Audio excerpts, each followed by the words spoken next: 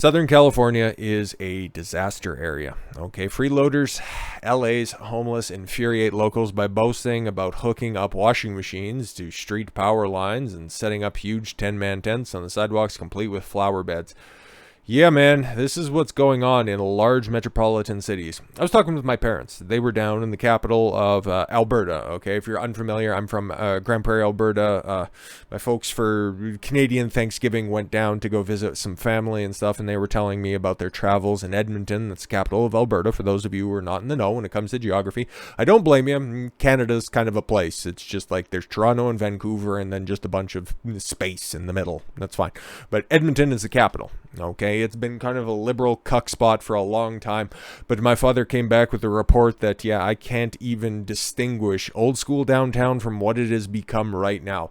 Plywood buildings, tents, vehicles, junkies all over the fucking place. Just a disgusting hellhole, which just a few years ago at this point, okay, pre-pandemic, whatever the hell you want to call it, okay, was nothing like that. But now it's just kind of, its devolution into a liberal frame has kind of caused it to look something not too dissimilar from what's going on.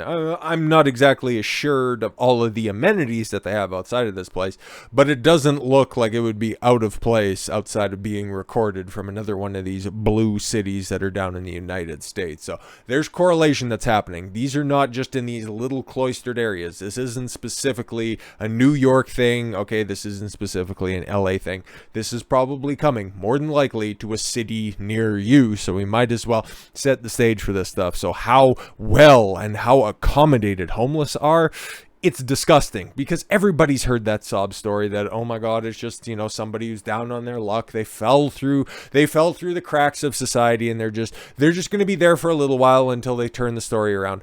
Until you realize that most homeless people they either come from a broken home, okay, and that they have some sort of a drug dependency or alcohol problem, or they just like being fucking homeless, okay? Like what you're seeing right here. How can you conclude anything other than these people just like where they're at? Because I'm sure the temperatures are nice and warm and sunny, given the fact that it's November, October in Southern California, okay? It's probably a nice 70 degrees every single day, okay? Not a cloud in the sky in that picture. It looks beautiful. Great camping weather, right? You got a flower box outside, you can grow your own food, and nobody's gonna come along with a bulldozer and fucking clean up all that shit. Don't have to worry a single goddamn thing about that, and you can feel free to do whatever the fuck you want.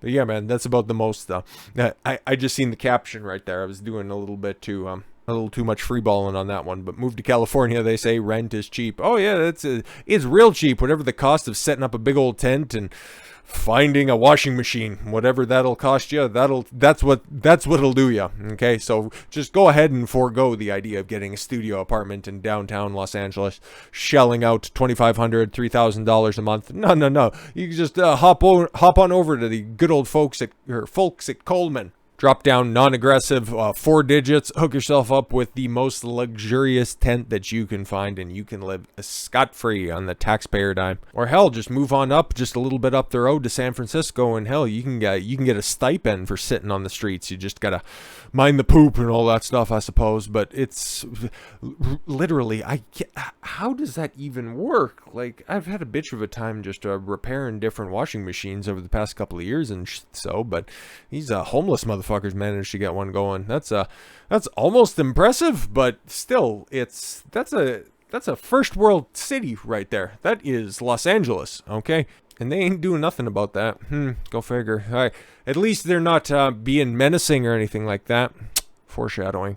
That same day, in seedier South Central, evidence of another, even more shameless encampment surfaced on social media. One with a working washing machine and even an oversized that an onlooker noted was blocking local businesses. It must be an oversized tent. Again, copy editor, Daily Mail. Fucking buy one, I guess. But that's what's going on there. Oh, Jesus fucking Christ. Like, I seen the vehicles on the one side of the road before I seen the encampment on the other, and that wouldn't look out of place in the more seedy areas of Rio de Janeiro, Brazil, okay? Like the little fucking favelas that are popped up. That's what that looks like, okay? And again, more washing machines. What the fuck is going on here? Washing machine and, yeah, A water tank, like Christ almighty. I used to sell those things. One of the many things that I used to sell in my previous line of work. And those fucking things aren't cheap, but I guess they're cheap enough. And then also to put on a single axle trailer to use it in an encampment. But let's keep it a buck. All of that shit was probably stolen anyways. And yeah, man, they've tapped into the water hydrant. I gotta give them points for the ingenuity part of this, but for fuck's sakes, man, the fact that they aren't doing it, like, what does Gwyneth Paltrow have to do about any of this? Okay, what is she dropping by with candles that maybe she should. Her candles, especially, because I like, even though they smell like her box, apparently, they also do explode, so maybe she might be doing something good there. Rick Caruso, oh, okay.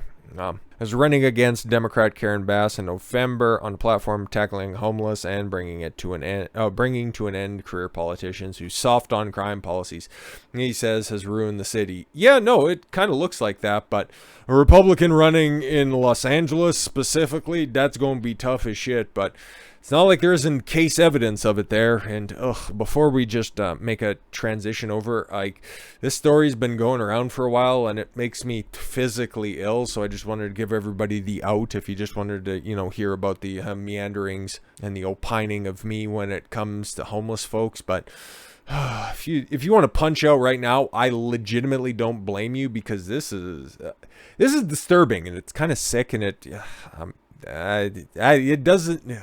really doesn't make me feel good reporting on this stuff. Like, this is the sickest shit imaginable, okay? And hopefully this part here doesn't get me, flagged or noticed by any algorithm or that, and I'm just going to try to hop over some of the more graphic posts. You can see them in the, if it tickles your fancy, if you want to take a look, linked in the description and all that shit. But a California woman recalls attack, raped by a homeless man. Yep. Released from jail hours earlier. This is, words escape me on this one. A rape victim in California has shared a harrowing image of her facial injuries after she was assaulted by a homeless man who had been released from jail just a few hours earlier. Yeah, this happened in Southern California. Once again, these are all of these policies at work. The policies that allow for these tent cities to be set up. These policies that allow career criminals to continue to just go through the whole, yep, you get snatched up by the cops. Yep, you get charges pressed against you. And it's like, make sure you don't go do that again. And then just get released without fucking cash bail associated with them. This is what fucking continues to happen. And these are the real life consequences of shit like this. It's happening in California. It's happening in New York, and soon to be coming to Illinois as well, once that purge law comes into effect January 1st, 2023. If you know anybody who lives in Illinois, like, I'm not shitting you guys. I did a video on all this stuff. Get the fuck out of Illinois, because that shit is going to be buck fucking wild, okay? If you thought that murders, assaults, a random gun crime on the south side of Chicago was going to be bad now, you just wait. You just fucking wait just a little bit longer. It's going to get a lot fucking worse. It's not something that I'm proud to triumphantly proclaim. That's just the fact of fucking life. And I'm seeing this just off to the side, but this Chloe Grace Moretz story just continues to circle around, okay? I did a video on that like 3 fucking weeks ago, and it continues to cycle up at the top. The fuck is going on here? Is she paying the New York Post? Anyways, I gotta get back to that. I'm just trying to take my mind off of how horrific this shit is. Marissa Young, 44, of Torrance, was walking her dogs about 1 a.m. on July 31st. That's another thing, okay? Why? You're free to do whatever you want in the country, okay? Hey, you comport yourself however the fuck you want to. But why are you taking your dogs out at 1 a.m.? Especially, man. Like, I know it's probably a nice time to go. I'm sure it was probably hot during the day, but if you're going to be going out at that point in time, you should be going with somebody else, anybody else, okay? This isn't even a woman thing, even though the most horrific thing possible happened to her, and I'm not happy to say that in any form or fashion. There's no way to misconstrue this, okay? Like, there's no joy to be had in this fucking story, okay? But you should be out there with anybody else. I wouldn't be especially with what could happen, and especially the amount of homeless people. Like, I live in Grand Prairie, like I said before at the beginning, okay? And there's a homeless contingent that lives here, okay? And I wouldn't even be comfortable moving about now at 1 o'clock in the morning, okay? I would go to the gym at like 3 or 4 o'clock in the morning, and I would see hookers, homeless, drug addicts, sometimes all three rolled into one person, just right down Main Street when I'd go from one end of the town to the other to get to my gym. I would not be caught dead outside of my vehicle during that point in time. So why you'd be taking that risk in today's day and age? If you're not going out with somebody else, don't be going out, unless of course you're strapped. But it's also California, and that's a little bit fucking difficult. So if there can be anything learned from this scenario, just know that you should always be packing if you're going to be doing that. But then also maybe just do a double take on the fact that you going out at 1 o'clock in the morning, there's consequences to these types of actions, and I just hope that doesn't happen to you, but you need to know what the fuck is out there. She was attacked by Darrell Walters, 46, who was arrested days earlier on a misdemeanor charge of unlawful possession of a dagger. The fuck? Possession of a dagger. Huh, interesting. But it's just the guns doing all the damage. Okay. CBS News reported, citing the police, it's probably not the first charge that he's ever fucking caught. Let's keep it a buck. A homeless man was released on his own recognizance about 12 hours later. You go home right now. I don't got one. Well, you just go home. You just make it anywhere. Before the brutal assault, according to the report, I was tackled from behind. I heard nothing. Young told KTLA, I didn't have headphones in. I wasn't looking at my phone. I was just walking straight forward to my destination. She said the man pushed her to the ground and raped her. Great. Wonderful. This person punched me in the face, closed fists, 20 times at least. Told the outlet, my nose was broken in 4 different places. The bone was shattered here. She points to her upper cheek area. He can still see a lot of swelling in my face. Young told CBS News that she fought for her life, possibly 3/4 of the attack, which lasted for about 30 minutes. Great. There's no joy left in the world. It was a crime of opportunity because I'm a small stature, and my back was to him. Told the network, that's that fucking piece of shit right there. They shouldn't even bother with the cot space. I'm with Andrew Tate when it comes to this stuff. Anybody gets convicted of rape like that, where it's not like a Me Too case from allegations from years earlier, okay?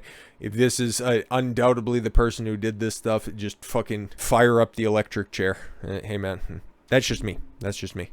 Waters, who was only captured about 24 hours later, a couple of miles from the site of the attack, was charged with 1 count of felony forcible rape, forcible oral copulation, and sexual penetration by use of force, CBS News said. Young expressed her anger that the suspect had been released from jail so soon after his earliest arrest. Yeah, no doubt, because now she has to undergo, and perhaps she has, reconstructive surgery, and have to reconcile the fact that now she goes outside and has this lingering fear of being jumped from the bushes and some of the worst things that can possibly happen to you happening at any given fucking time. It's horrifying to think that we're holding this guy with a huge knife and that was taken off him. That's illegal. And he was let go the next day, even though he has a record. Who's fucking shocked by this? The Torrance City Attorney's Office told the station that in a statement that Waters' release by police was in accordance with the penal code. Great. How's that supposed to make anybody's fucking day better? It's almost like you should go back and reassess that type of shit. Somebody gets snatched up on a on a violent or even a violent related act. Should they be released again? And then take a look at their record. Oh, okay, cool. Even if it's not an illegal act, okay? Maybe it's just a felony of some other form or fashion, okay?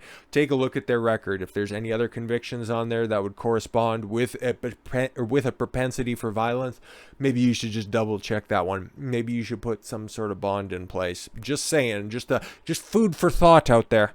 City Attorney Patrick Sullivan told CBS News that his office does not provide any input as to the custodial state of misdemeanor arrestee until the case is present for filing consideration. Yeah, great. Fucking piece of garbage. When the Torrance Police Department presents this case to our office for filing consideration on August 3rd, 2022, Mr. Waters had already been released from custody. Oh, great. Wonderful. Fantastic. Continue to vote Democrat, everyone. Young said after undergoing 5 surgeries, she decided to come forward as a warning to other women in the community. Good on her, man. Good, really good on her. Once something like this happens to you, it kind of sort of changes your mind as to what the laws should be. Yeah. Friends have launched a GoFundMe. That's good. To cover living costs and medical expenses. She's the brightest, shiniest person I know. Her friend Debbie wrote, Small in stature but big in personality, she is kind, compassionate, loves and accepts others, and is also a fierce little pocket full of dynamite. Okay. In short, as she is a beautiful woman with a bright future. I don't want to read any of that. That's making me too sad. Raised more than $86,000 by Tuesday morning. That's the good part that's out there. Okay. But the fact that a community has to come together because law enforcement isn't doing their fucking job fills me with a rage that is going to take me a minute to overcome on this one. This is these types of stories. I think if I haven't explicitly said it before in any form or fashion, I don't like this stuff. These are the things that make me uncomfortable. I'll still make jokes about it, but there really is no joking to this. Like, I just want to get out of this story as quickly as possible, but it's important to report on it because these types of policies, okay, these whole cashless bail reform system, okay, it's just for non-violent criminals. It's just for somebody who's been caught up with a little bit of dope being thrown in jail for 20 years. Shit like that never fucking happens, okay? These people who get caught with a little bit of dope end up pleading down from a much larger charge, okay? Or they have a history. They have a long, sordid, felonious history. But everybody thinks, oh, yes, we just need to help those poor disenfranchised people that are out there. Yes, and while those glad-handing assholes from behind their fucking locked gates with their armed security guards thinks that they're just helping the poor commoners that are out there, people like this, okay? People like Marissa Young have to bear these consequences. So, long and short of it is, can't tell people to escape any sort of city. Can't really tell anybody what to do, but honestly, make sure that your safety is taken 1,000% more seriously than anything else. Mind your circumstances, mind your surroundings. She did a lot of things correct in that situation. She also did a lot of things incorrect in there as well. So learn from her story, learn from her bravery as well, because you'll see a lot of people saying, oh, I got sexually harassed and it was bad. And I just got a lot of Twitter DMs that are out there and then just continue to milk a non-story. Meanwhile, somebody who went through a really, truly 100% traumatic, horrific situation, she's using that story to at least educate some people out there to not fall into the same situation that she did. So got to give her credit for that 100%. And again, yeah, hopefully they snatched up that other guy and just hopefully the wood chipper is a burn. That's all I got to say on that. So with all that said, thank you all very much for the gift of your time. I've been Don Consuelo. I want you to follow your gut and get after it. Take care, everyone.